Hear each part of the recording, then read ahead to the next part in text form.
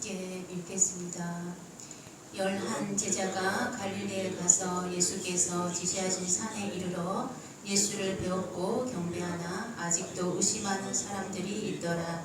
예수께서 나와 말씀하여 이르시되 하늘과 땅의 모든 권세를 내게 주셨으니 그러므로 너희는 가서 모든 민족을 제자로 삼아 아버지와 아들과 성령의 이름으로 세례를 베풀고 내가 너희에게 분부한 모든 것을 가르쳐 지키게 하라. 볼지어다 내가 세상 끝날까지 너희와 항상 함께 있으리라 하시니라. 아멘.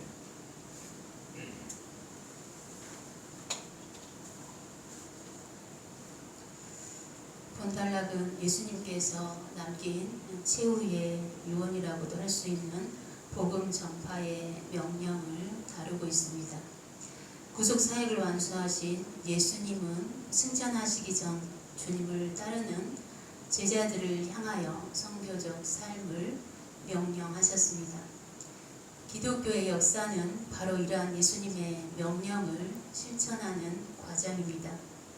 사도행전에서 사도들과 초대 교회의 성도들이 이 명령을 목숨을 다하여 지켰고 오늘날까지 그 복음이 전해지고 있으며 또 오늘날 성도들도 이 명령을 수행하는 일들에 계속 나아가고 있습니다.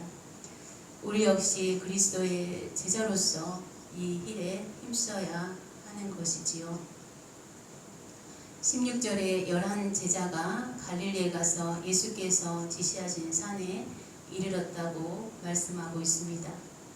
이 말씀을 통해서 예수님께서 언젠가 제자들에게 갈릴리에 있는 어떤 산으로 올 것을 지명해 두셨음을 알 수 있습니다. 아마도 그곳은 예수와 제자들이 자주 다녔던 친숙한 장소였던 것 같습니다. 17절에 예수를 배웠고 경배하나 아직도 의심하는 사람들이 있더라 라고 말씀하고 있습니다. 여기서 경배라고 번역된 헬라어 프로세키네오는 하나님을 예배할 때 쓰는 단어입니다. 제자들은 지금까지 주님을 하나님으로 경배한 적이 없었습니다. 그러나 부활하신 예수님을 배웠고 그분을 진정한 하나님으로 섬기며 예배 드린 것입니다. 그러나 본문에서도 말씀하고 있는 것처럼 그곳에는 예수님의 11 제자 외에도 다른 많은 제자들이 있었던 것 같고 그들 중에는 예수님의 부활을 의심하는 사람들이 아직 있었습니다. 예수님의 제자 중 도마도 그중 한 사람이었지만 예수님의 손에 있는 못자국을 보고 예수님의 부활을 믿게 되었던 사람입니다. 그러나 본문에서 언급한 것처럼 예수님께서 부활하시고 40일 동안 이 땅에 계시면서 제자들에게 나타나셔서 자신의 그 부활을 증명하셨지만 여전히 예수님의 부활을 의심하고 있었던 사람들이 있었던 것을 알 수 있습니다.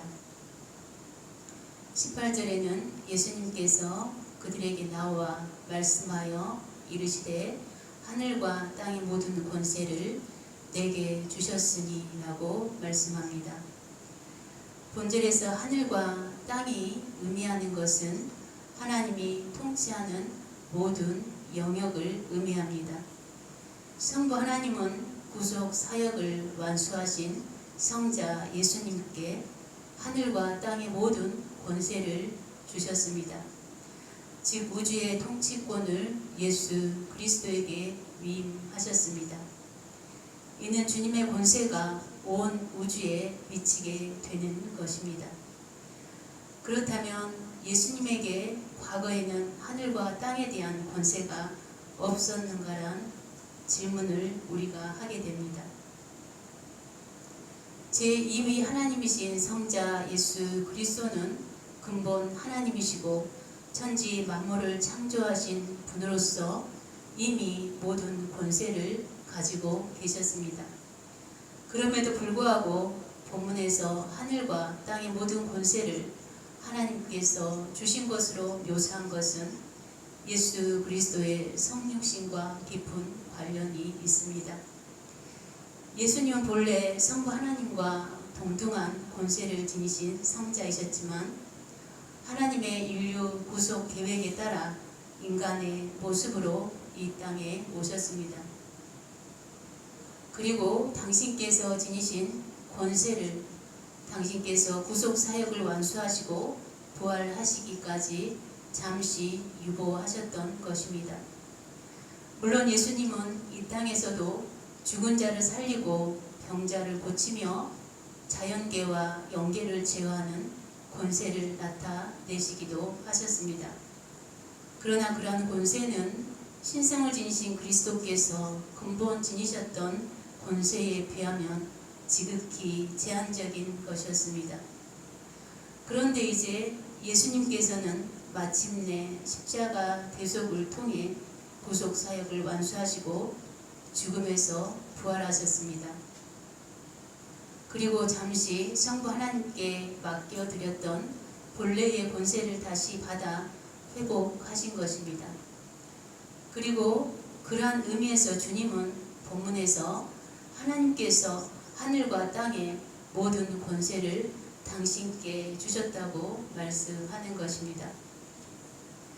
아울러서 주님께서 이렇게 말씀하신 데에는 또 다른 중요한 이유가 있습니다.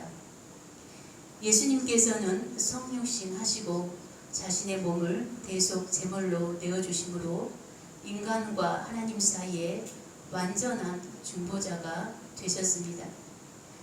그리고 이에 대한 보상으로 성부 하나님으로부터 구원과 심판의 권세를 받으신 것입니다.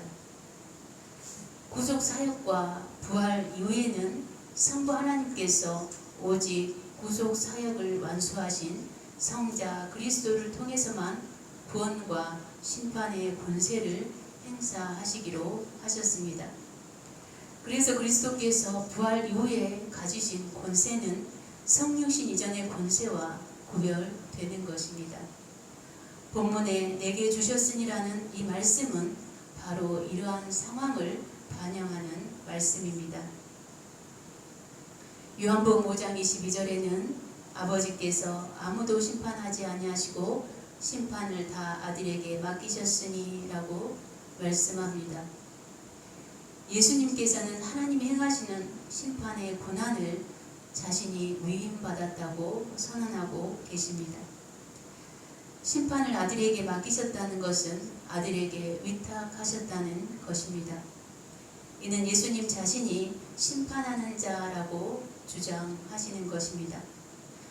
그러나 예수님의 이러한 주장은 유대 종교 지도자들에게는 심각한 신성 모독으로 받아들여질 수밖에 없었고 결국 그로 인하여 십자가형을 받게 되었던 것입니다.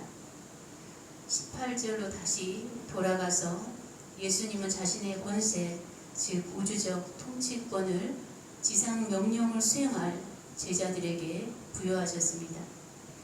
제자들로 하여금 모든 족속에게 예수님의 말씀을 가르쳐 지키게 하는 성교적 삶을 살게 하기 위해서는 예수님의 권세가 제자들에게 반드시 필요한 것입니다.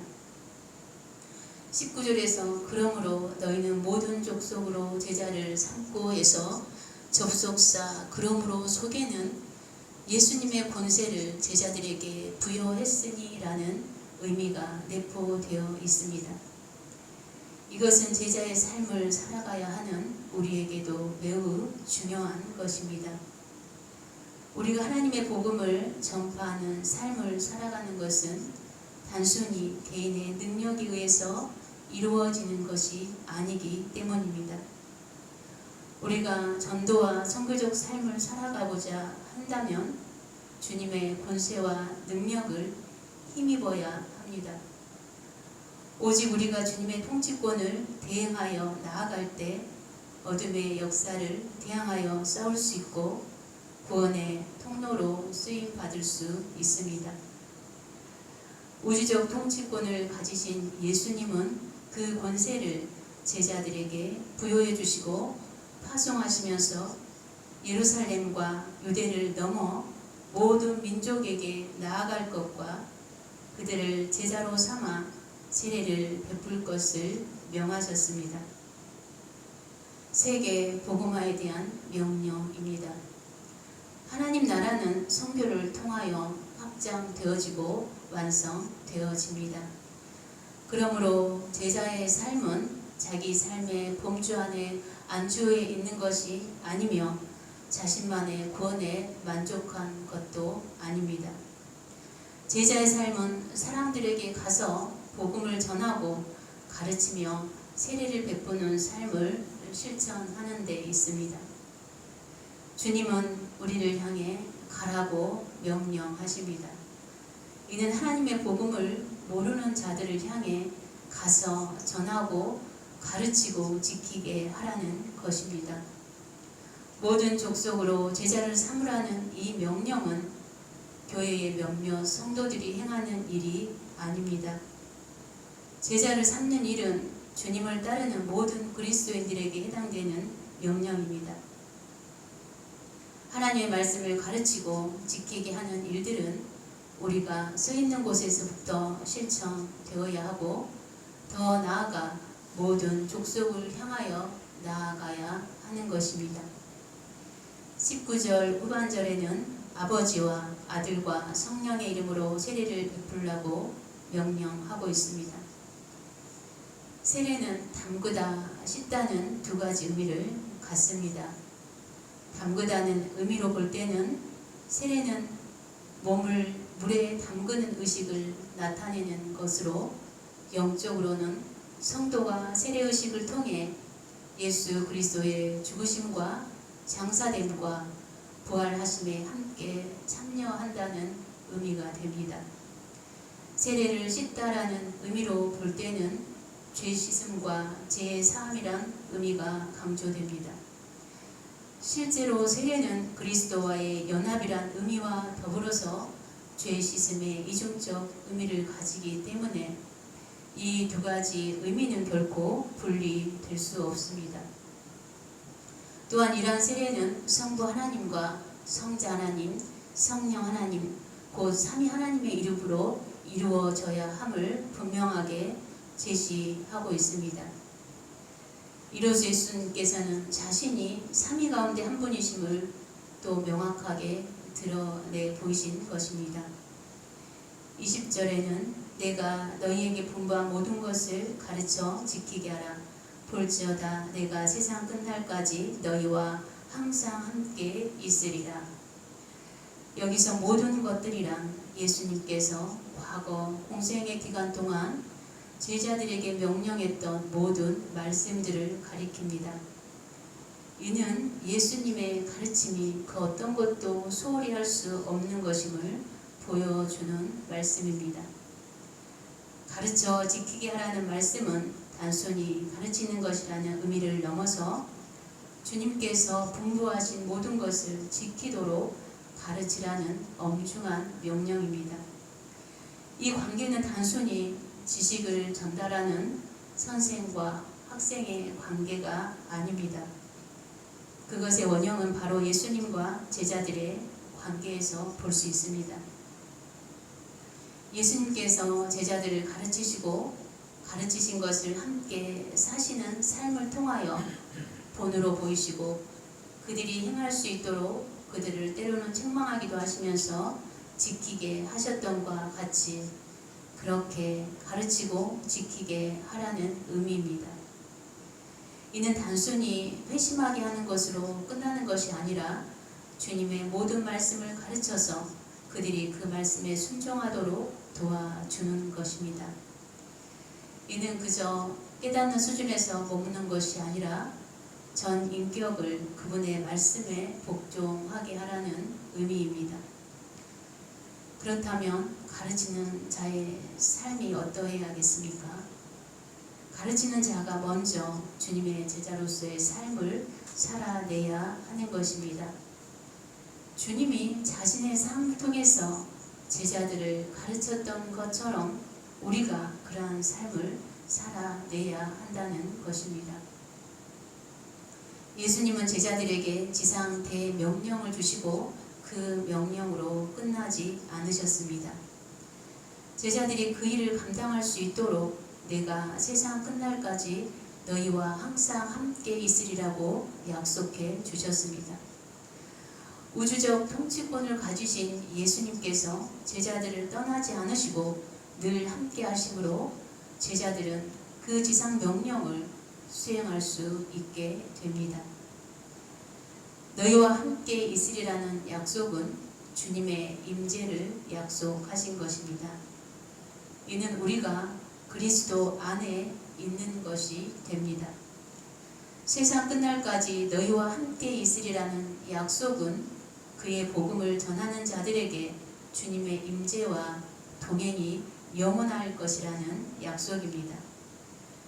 주님의 명령을 수행함으로 제자도를 실천하는 성도들은 이미 사단의 세력을 물리치신 승리자 예수님과 더불어 살아가기 때문에 그분 안에서 언제나 영적인 승리를 이룰 수 있는 것입니다. 너희와 함께 하리라는 이 약속은 구약 성경에서도 깊이 뿌리박혀 있는 약속입니다. 하나님께서는 자기 백성이 위험한 사명을 감당하고 또 수행해야 할 때마다 그들과 함께 해 주시겠다고 약속하셨습니다. 여호수아가 이제 막 새로운 지도자가 되어서 이스라엘 민족들을 이끌고 가나안으로 들어가야 했을 때 하나님은 여호수아에게 내가 모세와 함께 했던 것 같이 너와 함께 있을 것이니라. 내가 너를 떠나지 아니하며 버리지 아니하리라 라고 약속해 주셨습니다. 이사야에게는 임박한 멸망을 앞에 두고 있는 이스라엘 백성들을 향하여 하나님은 이사야 선지자를 통하여 그들과 함께 할 것을 약속해 주시기도 하셨습니다. 이사야 43장 2절에는 이스라엘을 향한 하나님의 보호와 구원을 이렇게 약속하고 있습니다. 내가 물 가운데로 지날 때에 내가 함께 할 것이라. 강을 건널 때에 물이 너를 침몰치 못할 것이며 내가 불 가운데로 행할 때에 타지도 아니할 것이요 불꽃이 너를 사르지도 못하리라. 이렇게 약속해 주고 계십니다. 주님은 제자들이 앞으로 어떤 일을 만날 것인지 알고 계셨습니다. 주님께서 제자들에게 명하신 이 일로 말미암아 제자들은 비난을 받고 환난과 핍박을 당하게 될 것입니다. 그러므로 주님은 내가 세상 끝날까지 너희와 항상 함께 있으리라고 약속하신 것입니다. 마태복음 24장 14절에는 천국 복음이 모든 민족에게 증거되기 위하여 온 세상에 전파되리니 그제야 끝이 오리라고 하셨습니다. 천국 복음이 모든 민족에게 증거되기까지 하늘과 땅의 모든 권세를 가지신 주님께서 교회와 함께 하실 것입니다. 하늘과 땅의 권세를 가지신 주님께서 우리와 함께 하실 것입니다.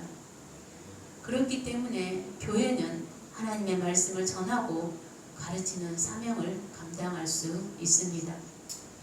우리가 하나님의 복음을 전할 때 그리고 선교적인 삶을 살아갈 때 어렵고 위험한 일이 있을 수 있지만 그럼에도 불구하고 그 일을 감당할 수 있는 것은 하나님께서 함께 하시기 때문입니다. 하나님의 말씀을 전하고 가르쳐 지키게 하는 일은 교회의 사명입니다. 선교적 삶은 교회와 그리스도인의 정체성입니다. 우리는 종종 이런 말을 하기도 하지요. 교회가 조금 안정이 되면 이것도 하고 저것도 하고 선교도 잘할 수 있을 텐데 라고 저부터 이런 말을 합니다. 그러나 하나님의 일은 하늘에 소망을 둔 사람, 하늘에 소망을 둔 교회라면 어떠한 형편 가운데서도 할 수 있는 일인 줄 압니다.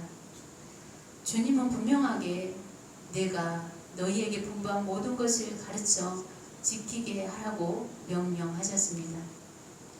이것은 값비싼 제자도를 말씀하는 것입니다.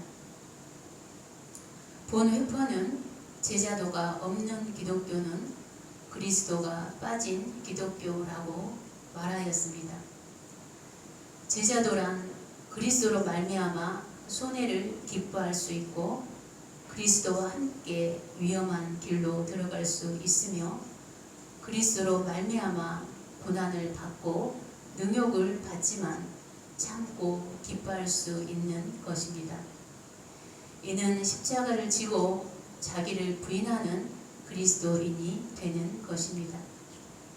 이러한 값비싼 제자도를 실천할 수 있는 데까지 나아갈 수 있는 교회가 되기를 원하고, 비록 작지만 두렙돈을 들인 가난한 과부와 같은 그러한 온전한 심정으로 제자도를 실천하는 교회가 되기를 원합니다.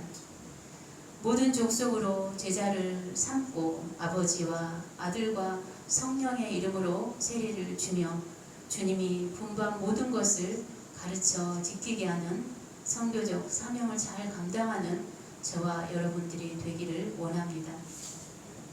그 사명을 감당할 때 주님께서는 언제나 우리와 함께 할 것을 믿습니다. 여러분이 가는 그 값비싼 제자도의 길을 축복합니다. 한국교회의 다음 세대 복음화율이 3%대라고 합니다.